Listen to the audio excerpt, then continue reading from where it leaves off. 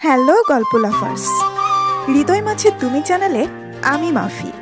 আমাদের চ্যানেলে নতুন নতুন রোমান্টিক, স্যাড ও মাফিয়া টাইপ গল্প শুনতে হলে আমাদের চ্যানেলটি সাবস্ক্রাইব করে রাখুন আর লাইক দিতে মোটেও ভুলবেন না।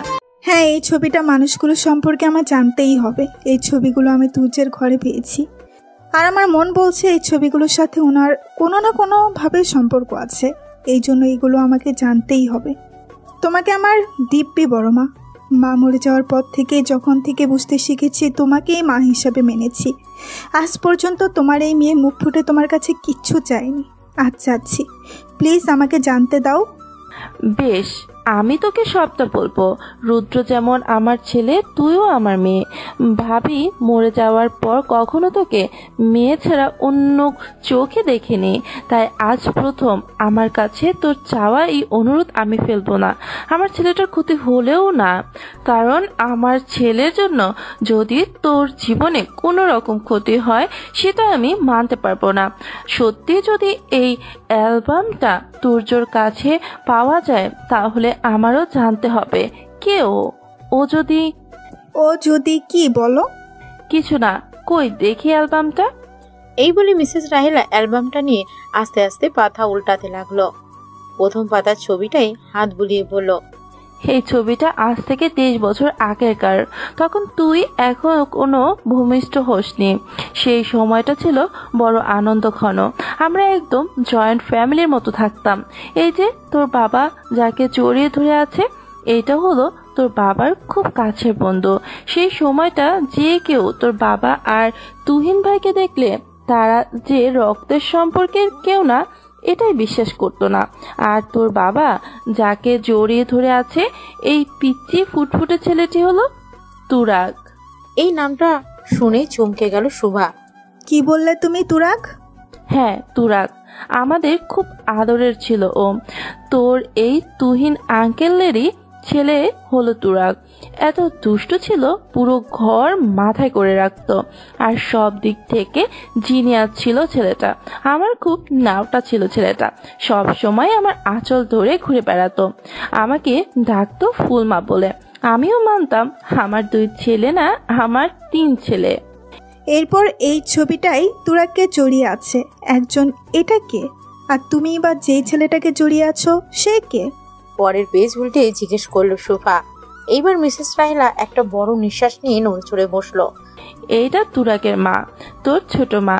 আর পাশেই আমি যাকে জড়িয়ে আছি সে হলো তোর রুদ্র ভাই। ছোট মা মানে? আমার ছোট পুপি? তোমার ছোট বোন? তার মানে তোমার আরও এক বোন ছিল, কিন্তু কি হয়েছে তার? আমি কেন তাকে দেখলাম না? আর তুহিন আঙ্কেলি বা কোথায় গিয়েছে? এই পিচ্চি ছেলেটার কি হয়েছে বলো? চুপ করে থেকো না কেন? এতদিন এত বড় সত্যিটা লুকানো হয়েছে। মিসেস রাহেলার বাহুজোড়া ধরে সামান্য ঝাঁকিয়ে বলল। মিসেস রাহেলা শুভাকে ছাড়িয়ে জানালার কাছে গিয়ে নিজের চশমাটা খুলে চোখের পানি মুছে বলতে লাগলো, আমার বাবা আমার মা মারা যাওয়ার পর আরেকটা বিয়ে করেছিলেন, আর তোর ছোট মা সেই পক্ষেরই সন্তান। তবে বিশ্বাস কর, আমাদের 3 ভাই বোনকে দেখে কেউ বলতেই পারতো না যে আমরা একে অপরকে ভিন্ন চোখে দেখি। তুরাগকে যেমন আমি খুব ভালোবাসতাম, ঠিক তেমনই তোর ছোট মা রুদ্রকে অনেক ভালোবাসতো। কিন্তু আমার রুদ্র বা আমার রাহুল কেউই তোর ছোট মাকে মেনে নিতে পারেনি। না, মেনে নিতে পেরেছে তুরাগকে। এই সব কিছু রুদ্র আর রাহুল ওর বাবার থেকে শিখেছিল। আমার স্বামী তোর ফুপা ছিল আগাগোড়া খুব লোভী একজন মানুষ, কখনো কাউকে ভালো দেখতে পারতো না। কত যে অত্যাচার সহ্য করেছে ওনার কুনজর ছিল আমাদের এই সম্পত্তির উপর। তার ঠিক উনি ওনার মতো করেই গড়ে তুলেছিলেন নিজের 2 ছেলেকে। যখন আমার বাবা আর নতুন মা মারা গেল তখন আমরা ঠিক করলাম আমরা 3 ভাই বোন একই সাথে থাকবো। বাবার সম্পত্তিতে 3 জনেরই ভাগ থাকবে। এইখানে আপত্তি ছিল তোর ফুপা নানাভাবে ছেলেগুলোর মধ্যে হিংসার বীজ বপন করে গেছে, ভীষণ করে। আমার রুদ্র কেন যেন ও তুরাগকে একদম সহ্য করতে পারতো না, না সহ্য করতে পারতো ওর বাবাকে। ওর মনের মধ্যে একটা কথা ঝেঁকে বসে গিয়েছিল যে তুরাগ আর ওর পরিবারের কারণে ওদের ভালোবাসায় ভাগ পড়েছে। ওদের প্রাপ্য অধিকার পাচ্ছে না। সব দিক থেকে তুর্য এগিয়েছিল, লেখাপড়া, খেলাধুলা। আর এটা জানো, কখনোই আমার ছেলেটা মানতে পারতো না। ও মানতে পারতো না তোর বাবা আর আমি যখন তোরাকে ভালোবাসতাম। এই রাগ আর হিংসা ধীরে ধীরে আমার ছেলেটাকে গ্রাস করে যাচ্ছিল। তারপর তুই এলি, তোর মা তোকে জন্ম দিতে গিয়েই মারা গেল। তারপর থেকে ছোট মা আর আমি মিলে তোকে মানুষ করতে লাগলাম। কখনো তোকে মায়ের অভাব বুঝতে দিইনি। তুরাগ আর রুদ্র তোকে নিয়ে সব সময় মেতে থাকতো।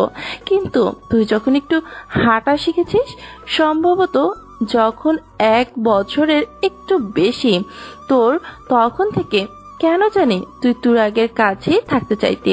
কিন্তু তোর এই নরপিচাস ফুপা চেয়েছিল সমস্ত সম্পত্তি নিজের করার জন্য, রুদ্রের সাথে তোর বিয়ে দিতে। আর এই নিয়ে ওই ছোট রুদ্রের কান ভাঙাতে লাগলেন উনি। তারপর এলো সেই ভয়ঙ্কর দিনটা। ওই দিন ছিল তুরাগের 8তম জন্মদিন। পুরো বাড়িময় আনন্দ আয়োজন ছিল, কিন্তু আনন্দ ছিল না শুধু রুদ্র আর তোর ফুপার মধ্যে। দরজা বন্ধ করে রেখেছিল রুদ্র। আমি তোকে রুমে দুধ গরম করে খাওয়াতে গেলাম, আর তোর ছোট মা আর তুহিন ভাই আমাকে আশ্বাস দিলেন উনি ঠিক রুদ্রকে মানিয়ে আনবে। আর তুরাগও জেদ ধরলো যে ওই যাবে না রুদ্রকে আনতে, রুদ্র ছাড়া ও কেক কাটবে না। আমিও সম্মতি দিলাম, আর হয়তো সেটাই ছিল আমার সব থেকে বড় ভুল। কিছুক্ষণ পরে খুব জোরে জোরে গানের আওয়াজ পেলাম রুদ্রের ঘর থেকে। আমার বুকটা ধুক করে কেঁপে উঠল। আমি জলদি ঘুমন্ত তোকে কোলে থেকে নামিয়ে বিছানায় শুয়ে দিয়ে দৌড়ে ছুটে গেলাম কি হচ্ছে তা দেখার জন্য। আমার সাথে তোর বাবাও ছুটে গেল, আর গিয়ে যা দেখলাম। এইটুকু বলেই একটা নিঃশ্বাস নিয়ে ডুকরে কেঁদে উঠল মিসেস রাহেলা। তারপর কি হলো বলো? বড় মা চুপ করে থেকো না। আমি আর তোর বাবা যখন ছুটতে আমার রুমে যাই, সেখানে দেখি আমার রুদ্রের হাতে গান, আর ওর সামনে লুটিয়ে পড়ে আছে আমার ছোট্ট বোনটা আর তুহিন ভাই আর আমার তুরাগ। একবার ওর মাকে ডাকছে, একবার ওর বাবাকে। ওই ছোট্ট শিশুটার পুরো শরীরে ওর বাবা মার রক্তে রাঙা হয়ে গেছে। যখনই তুরাগ আমাকে দেখলো, ছুটতে এসে আমাকে জড়িয়ে ধরে কান্না করে করে বলেছিল, ফুলমা দেখো না, রুদ্র আমার মামুনি আর বাবাইকে মেরেছে। আমার বাবাই আর মামুনি আর কেউ উঠছে না। বাবাই মামুনির কি খুব ব্যথা লেগেছে? বাবাই আর মামুনি তো তোমাকে খুব ভালোবাসে। ফুলমা তুমি একটু ডাকো না।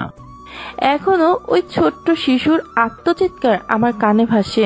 আমি ওই দিন কিছু বলতে পারিনি, শুধু ওকে রুম থেকে বের করে নিয়ে গিয়েছিলাম।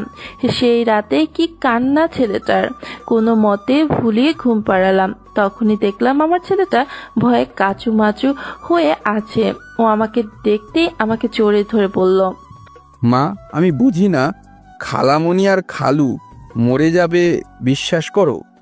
আমি পুলিশের কাছে যাব না, আমাকে প্লিজ তুমি পুলিশের কাছে পাঠায়ো না। আমি আর এমন ভুল করব না। তখন তুই বল, আমি মা হয়ে কিভাবে পারতাম 9 বছরের একটা অবুঝ বাচ্চাকে শাস্তি দিতে? আমি জানি আমি অন্যায় করেছিলাম, কিন্তু আমি যে নিরুপায় ছিলাম। এই ভয়ে শিউরে ছিলাম যে ওকে যদি এখন পুলিশে সেলে পাঠানো হয়, তাহলে আমার বাচ্চাটার গায়ে দাগে আসামের তকমা লেগে যাবে। ও না বুঝে করা ভুলের মাসুল এভাবে দিক আমি কোনো মতেই সেটা চাইনি। তাই নিজের বুকের উপর পাথর রেখে আমি ভাইয়ের কাছে গিয়ে পা জড়িয়ে বলি যেন আমার ছেলেটাকে বাঁচায়। ভাই সেদিন আমাকে নিষেধ করেছিল, কিন্তু আমি মানিনি। তারপর নিরুপায় হয়ে ভাই কোনো রকম পুলিশি ঝামেলা না গিয়ে তার একমাত্র প্রিয় বন্ধু আর তার ছোট্ট বোনের কবর দিয়ে দেয়। কিন্তু ধামাচাপা দিতে চাইলেই কি ধামাচাপা দেওয়া যায়? ওই ছোট্ট শিশুটা যে নিজে চোখে তার বাবা মায়ের মৃত্যু দেখেছিল, তাও কিভাবে ভুলবে? ও প্রতিদিনই ওর মায়ের কথা, বাবার কথা বলে চিৎকার করে কান্নাকাটি করতো। হাজার চেষ্টা করেও থামাতে পারতাম না। একদিকে তুই আতুরে বাচ্চা, ভাই সারাদিন অফিসে থাকতো, আমি হিমশিম খাচ্ছিলাম। আর এদিকে এত কিছুর পরও আমার রুদ্র আর তার বাবার ব্যবহারে এক চুলও পরিবর্তন আসেনি। ওই বাবা মা মরা ছেলেটার উপর দিন রাত নির্যাতন করত, তোর দাড়ি কাছে আসতে দিত না। আমি আর এসব দেখতে পারছিলাম না। আমি কিছু বললেও আমার উপর অকথ্য নির্যাতন করত। একদিন ভাই কোনোভাবে শুনে নিল যে ওরা এই ফুটফুটে বাচ্চাটাকেও মেরে ফেলতে যাচ্ছে। তোর ফুপা আবারও আমার ছেলেকে দিয়ে পাপ কাজ করাতে চাচ্ছে, যাতে ওর সম্পত্তির ভাগটাও যেন ওরা পেয়ে যায়। এমন ধরনের অত্যাচার আর মানতে পারলো না ভাই, কিন্তু আমার মুখের দিকে তাকে কিছু বলতেই পারছিল না তোর ফুপাকে। পরে ভাই সিদ্ধান্ত নিল তুরাককে আর এইখানে রাখবে না, চাইল্ড অ্যান্ড কেয়ার হোমে রেখে আসবে। আর যাই হোক, সেখানে প্রতিনিয়ত অত্যাচার তো সহ্য করতে হবে না, যেভাবে সেই কাজ। তারপরের দিন ভাই তুরাকে হোমে রেখে আসে। যাওয়ার সময় ছেলেটার কি কান্না! আমাকে ছেড়ে যাবে না, আমার আঁচল আঁকড়ে ধরে বলেছিল, ফুলমা, আমার মা তো মরে গেছে, তুমি আমার থেকে দূরে চলে যেও না, আমাকে একা করে দিও না। আমি তোমাকে আর শোভাকে ছাড়া বাঁচব না। খালু আমাকে মারুক, রুদ্র ভাইয়া মারুক আমাকে, আমি মার খাবো, কিন্তু তুমি আমাকে তোমার আর শোভার থেকে দূর করো না। আমি কিভাবে থাকবো একা? ছেলেটার এখানে থাকার আকুতি আমার বুকটা ফেটে যাচ্ছিল। ইচ্ছে করছিল ওকে আমার বুকে জড়িয়ে রাখি, কিন্তু মা হয়ে ছেলের উপর এত অত্যাচার দেখি কি করে। আর যেখানে ওর প্রাণ সংশয়, সেখানে তো আমি কোনো মতেই ওখানে রাখতে পারি না। তাই সব মায়া কাটিয়ে আমি ওকে চলে যেতে দেই ভাইয়ের কাছে। ভাই ওকে রেখে আসে চাইল্ড কেয়ারে। তারপর ভাইও চায়নি এই নোংরা পরিবেশে তুই বড় হোস, তাই তোর দাদুর সম্পত্তির সব আমার সুখের কথা ভেবে আমার নামে লিখে দিয়ে তোকে নিয়ে চলে আসে ঢাকায়। আর এদিকে তোর ফুপা জুয়া খেলে, নেশা করে, অবৈধ ব্যবসা করে তোর দাদুর সব সম্পত্তি ধ্বংস করে ফেলে। তারপর সেও মারা গেল ফুসফুস ক্যান্সার হয়ে। ওই যে বলে না, পাপ বাপকেও ছাড়ে না। বহু কষ্টে ছেলে দুটোকে লেখাপড়া শেখায়। তোর রুদ্র ভাই আগে মেডিকেলে লেখাপড়া করছিল। রুদ্র আর রাহুল দুই ভাই মিলেমিশেই থাকতো সব সময়। রুদ্রর মধ্যে এরপর আর আমি হিংসা দেখিনি। তারপর হঠাৎ করে রুদ্রর মেডিকেল কলেজে কি যে হলো, রুদ্র আর ডাক্তারি করলো না, ওই লাইন থেকে চলে এলো। তারপর থেকে কেমন যেন একা একা থাকতো, একটুতেই রেগে যেত। তার কিছু বছর পর কি কারণে যেন আমার রাহুলটাও আমাকে ছেড়ে চলে গেল। আর এই কষ্টটা তোর রুদ্র ভাই সহ্য করতে পারলো না। প্রায় প্রায় বলতো রাহুলকে যে মেরে ফেলেছে তার প্রতিশোধ ও নেবেই। তারপর চুপ হয়ে গিয়েছিল। তারপরে তো কিছুদিন পরই আমাকে তোদের বাসায় নিয়ে গেল, বলল মামার খোঁজ পেয়েছি। আর আমিও ছুটতে গেলাম। তারপর তো আমি গেলাম। তারপর ভাইয়ের সাথে অমন অঘটন ঘটলো, আর তুইও আমাদের কাছে চলে এলি। পুরো ঘটনা শুনে সুভার চোখে জল চলে এলো। একটা বাচ্চার সাথে এত কিছু ঘটে গেছে, আর বাচ্চাটা মুখ বুঝে সব সহ্য করেছে। সুভা চোখের পানিটা মুছে বেশ উৎসুক হয়ে জিজ্ঞেস করলো, তারপর ওই বাচ্চাটার মানে তুরাগের আর খোঁজ নাওনি তোমরা? অনেক খোঁজার চেষ্টা করেছি আমি আর তোর বাবা, কিন্তু কিছুদিন পরেই আমরা জানতে পারি তুরাগ নাকি ওই চাইল্ড কেয়ার হোম থেকে পালিয়ে গেছে। তারপর অনেক খুঁজেও পাইনি। তবে আমার মনে হয় এবার তাকে খুঁজে পাওয়া যাবে। কেন এই কথা বলছিস? কেন, তুই সত্যি খুঁজে দিতে পারবি আমার তুরাগকে? পারবো। আচ্ছা, একটা কথা ভেবে দেখেছো এই অ্যালবামটা তুর্যের কাছে কেন এলো? আর একটা কথা জানো, ওনার নামও কিন্তু ডক্টর আরহাম তুরাগ। কি বললি? তুই নামটা আবার বল। চমকে গিয়ে জিজ্ঞেস করলো, আরহাম তুরাগ। এই একটাই তো তুরাগের নাম। তার মানে আমি যেটা ভাবছি সেটা প্রায় শতভাগ নিশ্চিত। তুমি খেয়াল করেছো, আমি কিন্তু আজই ছবিটা দেখেছি, লক্ষ্য করেছি এই বাচ্চার চোখের সাথে হুবহু মিল আছে ওনার। আমার মনে হয় মা উনিই তুরাগ, যাকে তোমরা হারিয়ে ফেলেছিলে। কি সত্যি বলছিস তুই? বেশ খুশি সাথে চিৎকার দিয়ে বলল, চুপ, বড় মা, এখনই চিল্লিও না। আমি চাই না তুমি ব্যাপারটা এখনো জানাজানি করাও। আমার হাতে আমি আরও কিছু প্রমাণ জোগাড় করি। আমার মনে হয় তোমাদের সাথে যোগাযোগ বন্ধ হওয়ার পরেও কোনোভাবে আবারও রুদ্র ভাই আর তুর্যর দেখা হয়েছিল, আর সেটা মেডিকেল কলেজেই। দেখো, এই ছবিটাই তার প্রমাণ। কলেজের ছবি দেখিয়ে বলল, আমার মনে হয় তুর্যকে একইভাবে রুদ্র ভাই এখনও হিংসা করে, আর বাবার মৃত্যুটাও আমাদেরকে যত সোজাভাবে দেখানো হচ্ছে তত সোজা নয়। তুর্যর কাছে আমি বাবার প্রিয় ব্রেসলেট দেখেছি, কাছের মানুষ ছাড়া বাবা এটা কাউকে দিত না। আর আমার তো রাহুলের মৃত্যুটাও একটা রহস্য লাগছে, তবে এগুলোর সমাধান আমাকেই বের করতে হবে। এত দূর যখন আসতে পেরেছি, বাকি অবধিও আমি যেতে পারবো। আমার বারবার মনে হচ্ছে অজান্তেই আমি আমার ভালোবাসার মানুষের প্রতি অনেক বড় অন্যায় করে ফেলেছি। বড় মা, তোমার কাছে রিকোয়েস্ট, তুমি এখনকার কথা কাউকে বলো না, না তুর্যকে না রুদ্র ভাইকে। আমি এই রহস্যের সমাধান করতে চাই। আশা করি তুমি আমাকে হেল্প করবে। অবশ্যই আমি সাহায্য করব। আর এবার আমি আমার তুরাককে আর কাজ ছাড়া হতে দিব না। আর যদি কোনোভাবে জানি আমার ছেলে কোনো রকম অন্যায় করেছে, ওকেও ছেড়ে কথা বলবো না রে। সেটা তো এখন সময়ের অপেক্ষা। হঠাৎ করে দরজায় কড়া নাড়ার আওয়াজ পেয়ে শুভা আর মিসেস রাহেলা দুজনে চমকে যায়। তাড়াতাড়ি করে শুভা অ্যালবামটা লুকিয়ে নিল। বড়মা, কে যেন একজন এসেছে। তুমি কিন্তু কাউকে এই বিষয়ে কিচ্ছু বলবে না। আর শোনো, তুমি আজই আমাকে রাহুলের একটা ছবি জোগাড় করে দিবে, বুঝেছো?